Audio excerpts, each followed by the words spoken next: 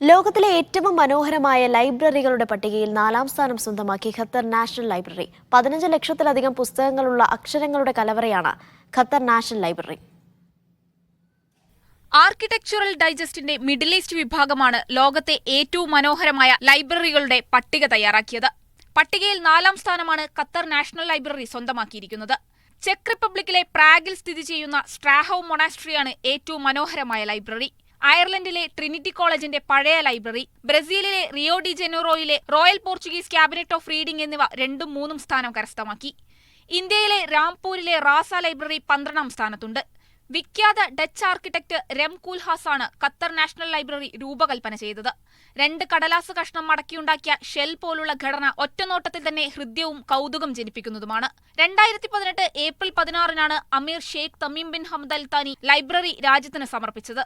15 ലക്ഷത്തിലധികം പുസ്തകങ്ങൾ ഇപ്പോൾ ലൈബ്രറിയിലുണ്ട്. Media 1 Doha.